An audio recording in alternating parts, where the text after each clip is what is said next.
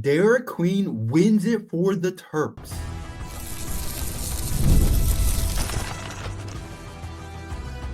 You are Locked On Terps, your daily podcast on the Maryland Terps, part of the Locked On Podcast Network. Your team every day. What's up, everyone? I'm Tre Moore, host of Locked On Terps, part of the Locked On Podcast Network, your team every day. So thank you guys for making us part of your day. And I'm also doing work at InsideBlackandGold.net. So make sure you guys head over to InsideBlackandGold.net for all your latest Terps news. And today's episode is brought to you by the Gametime app. Download the Gametime app, create an account, and use code LOCKEDONCollege for $20 off your first purchase.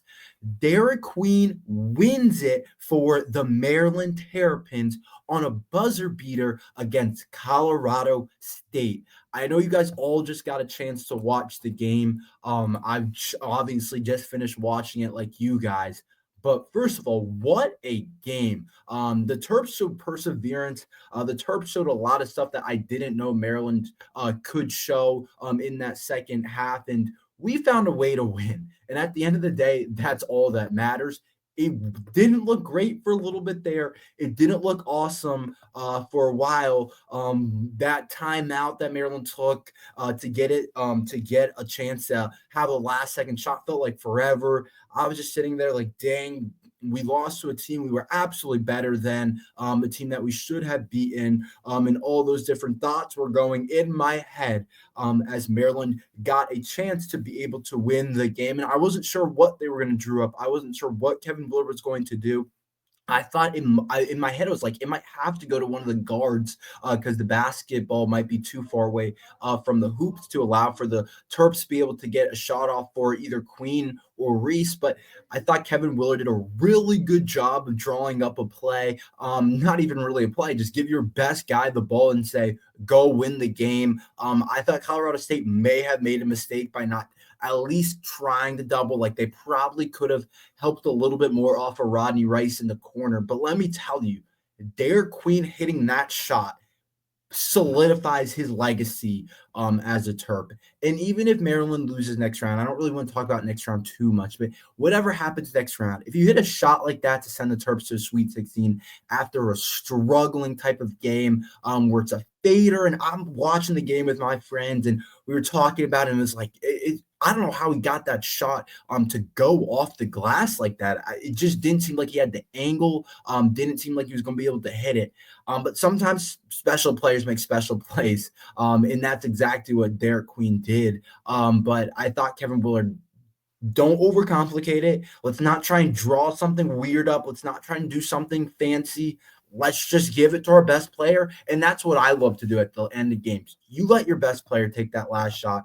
And Derik Queen had been our best player in that game, and he's been our best player all season. And the Big Ten Freshman of the Year showed why he's the Big Ten Freshman of the Year. And honestly, so impressed with that kid being able to hit that shot. And that's by far the moment of the season. I think everybody would agree and say that that's the moment of the season.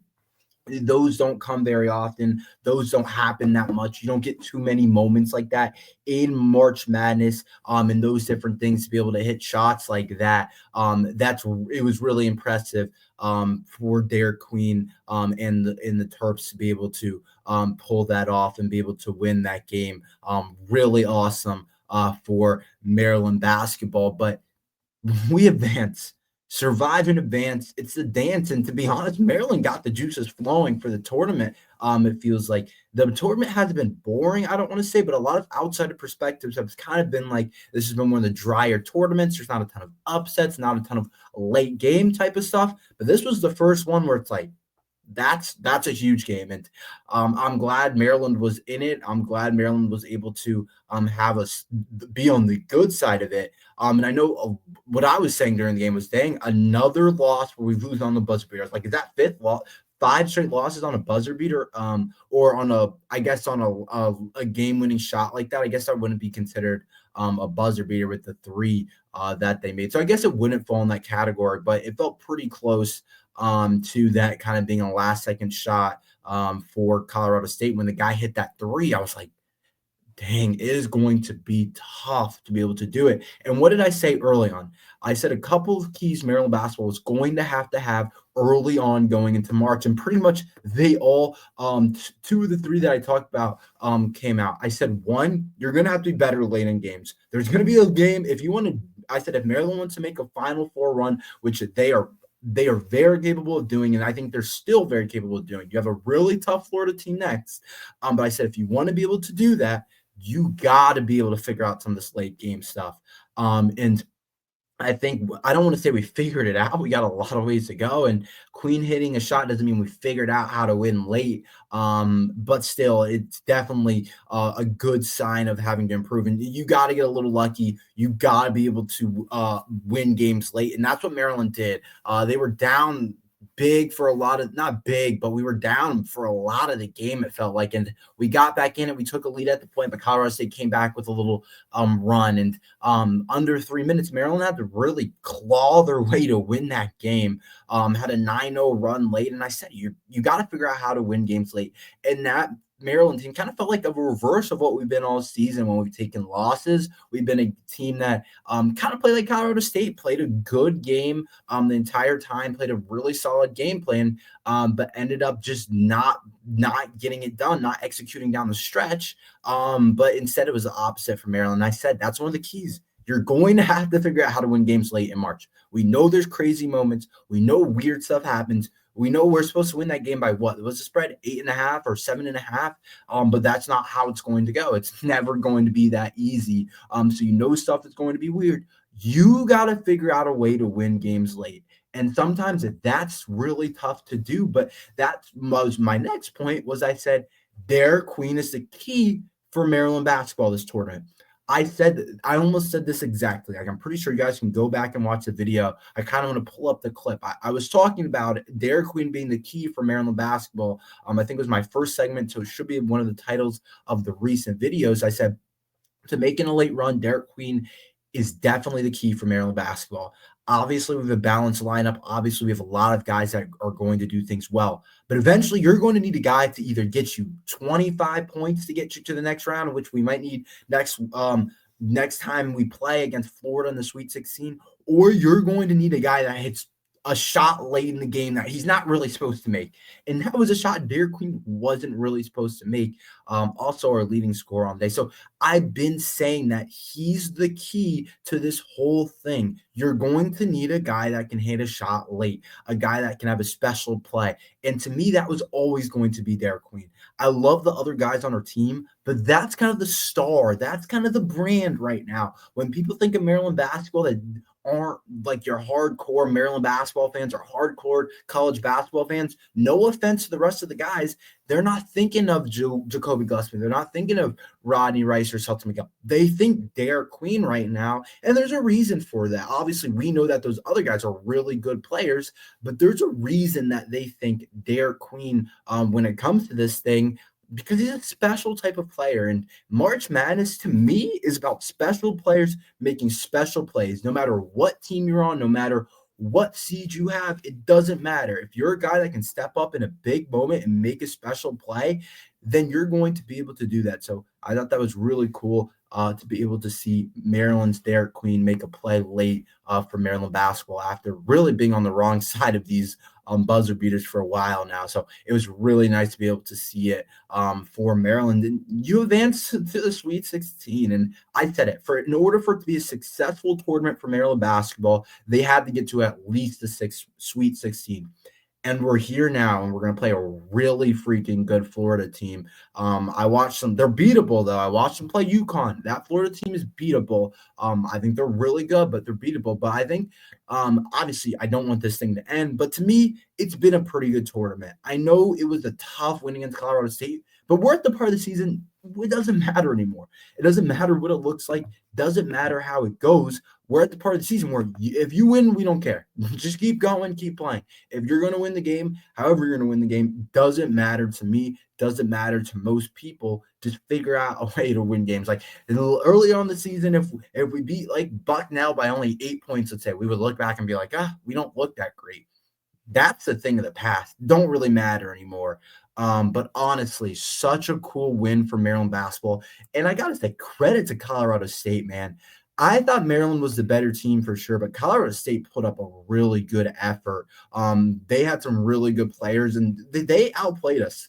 They did with the talent that they had compared to the talent that we had. They outplayed us, and I think that's fair to say.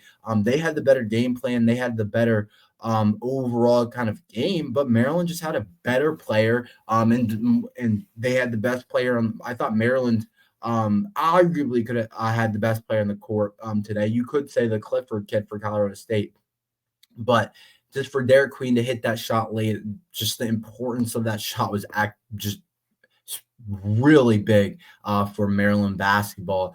And he literally saved the season. Doesn't make it, our season's done. I'm sitting over here talking about an upset, and now it's really awesome for me because I get another week to talk about Maryland basketball and what I think Maryland basketball can another game with Florida and how we can do that. And so I'm excited for that. But what a win for Maryland basketball and Derik Queen.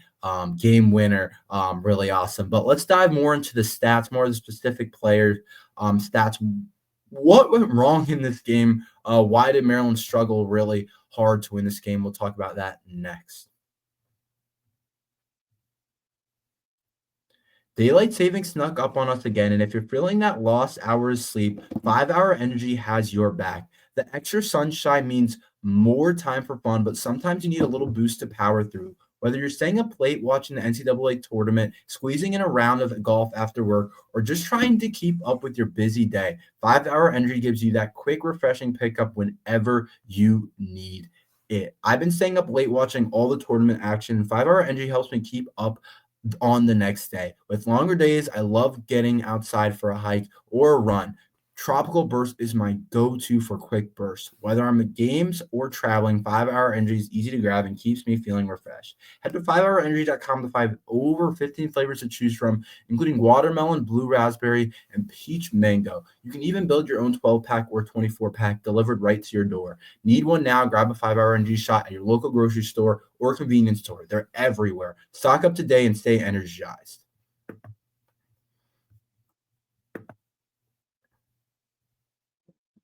So overall, I thought Maryland didn't play their best game. Obviously, that doesn't matter. Like I said in the last segment, you just got to figure out how to win the game, and that's not easy to do here. Like I said, Colorado State was a very good team, and I thought they put up a really good performance. And it's one of the better 12 seeds you're going to see. Like most 12s aren't going to look like Colorado State.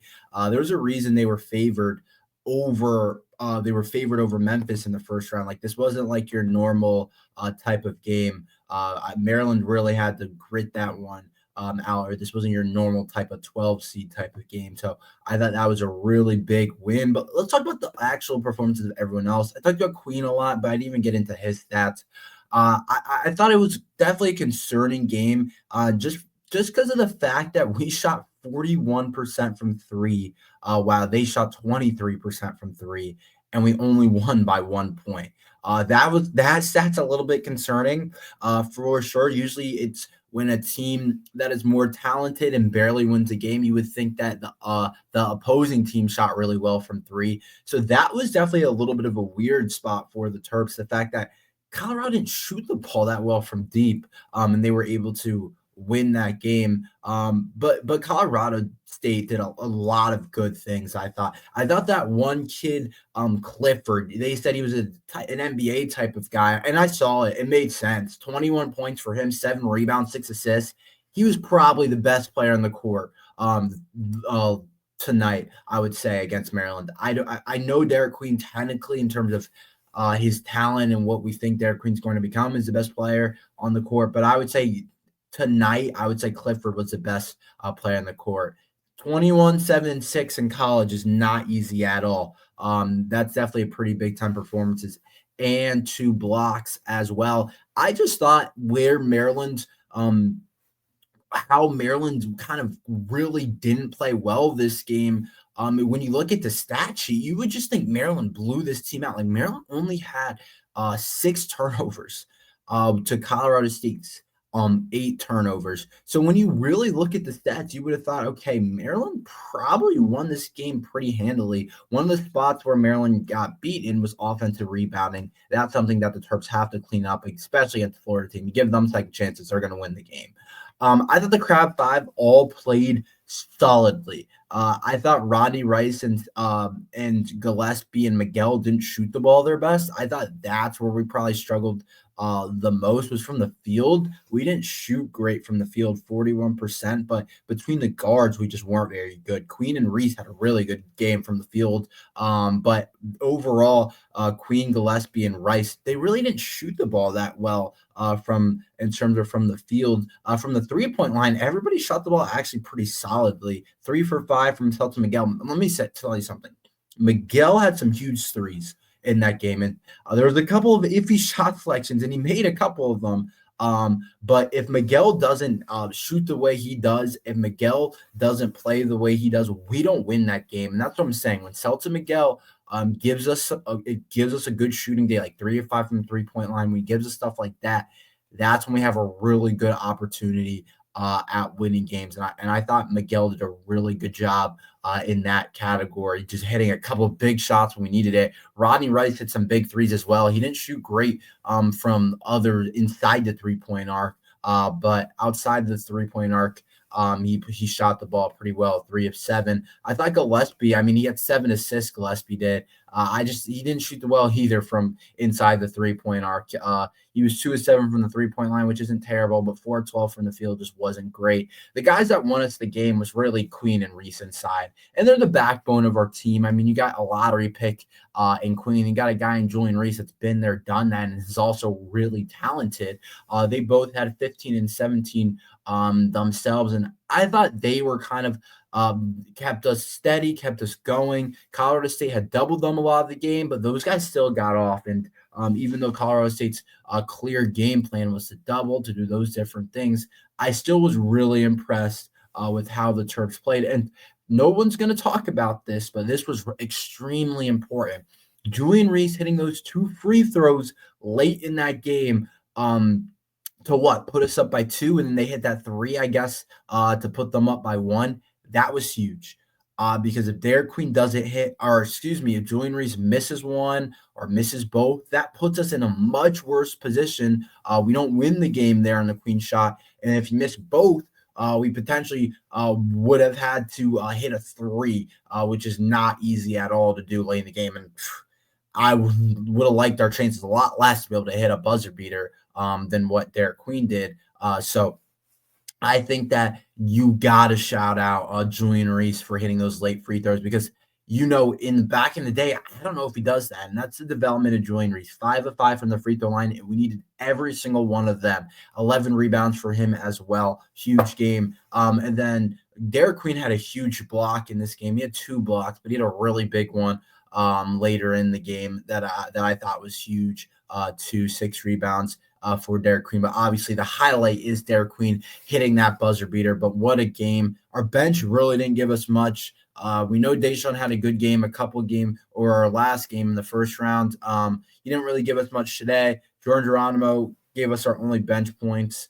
And overall, it was a weird game because when you just look at the stat sheet, it really doesn't look that bad. But when the game was actually played, Maryland just felt like we were the better team the entire time, but it felt like we couldn't take control like we wanted to. But doesn't get easier from here. The Terps have Florida, the number 1 seed, next in the Sweet 16. Preview that a tad, but we're going to talk about that a ton next week, but we'll talk about it a little bit. I watched their game today, actually. So we'll talk about that a little bit, what I think about Florida. We'll talk about that next.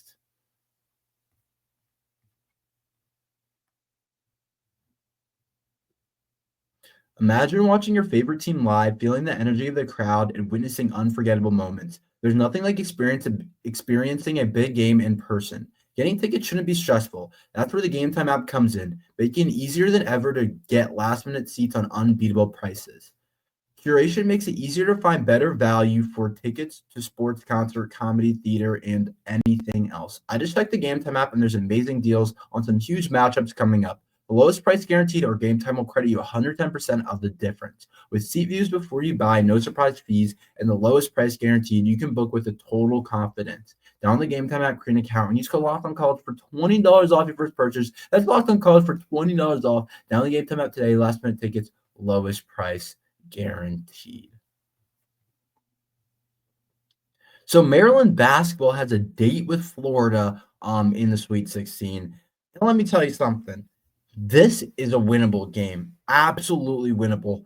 This probably is the best team we played all year. This Florida team it's really good. I watched them beat UConn, but of course UConn's a two-time national champs. UConn really had that game. I thought UConn was going to win that game for a while. I was like, we got UConn. We're going to play Hurley and everything he does, and he looking crazy on the sideline. And I was like, in my head, because at the time I was like, Maryland's not losing tonight. I just can't see it. Obviously, that's probably pretty dumb of me to think. But in my head, that's kind of how I saw it. But now we kind of move on. And we obviously saw Florida squeak it out against UConn in one of the better games of the tournament. I mean, I'd probably say this Maryland game was the best game of the tournament. That might be number 2. So UConn gave them a dogfight. So both teams coming off dogfight type of wins where both teams' best player came up huge down the stretch for each separate team. We saw that for the Terps. We saw obviously Derik, who's been our star freshman all year. But let me tell you, Florida has a kid, this Walter Clayton Jr. guy at the University of Florida, that I've been questioning. Is Steph Curry playing for them? Like some of the shots he's hitting, some of the shots he's taking, it's been kind of with the range, with how he's doing it. Sometimes I'm watching that and I'm like, I don't know if anyone else is thinking this, but I can't be the only one that's thinking this guy shouldn't be hitting some of the shots that he's hitting. And we're going to get him next round. And he's one of the better players in the country, arguably right now playing like the best player in the country. Like he's been really special this year, and especially as of late. So you got two kids, Derik versus Walter Clayton, both guys that have been really good this entire season.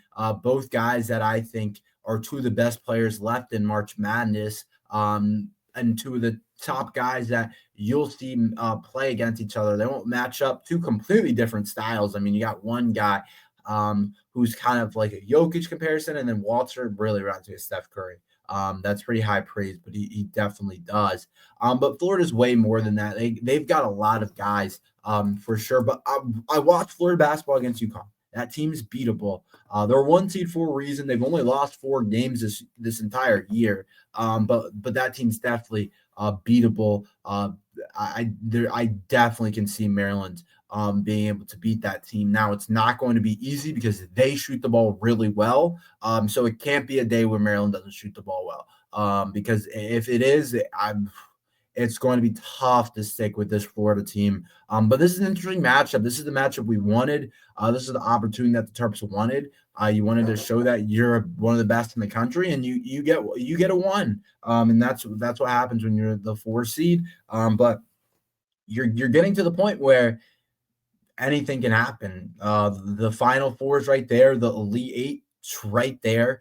You're really getting in pretty deep here. Maryland basketball is, and we're going to talk about this game a ton, but you're going to have to play one of your better games of the year to beat this Florida team, because that Florida team is going to come out with a ton of energy. Their coach is full. He seems pretty energetic himself. This is a deep Florida team. They got a lot of guys that can get it done.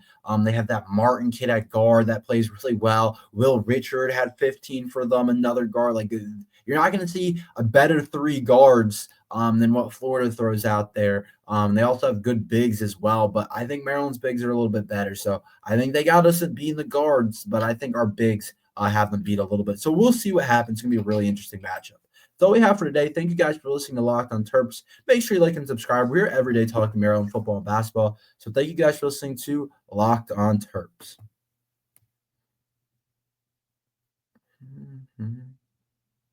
Mm-hmm.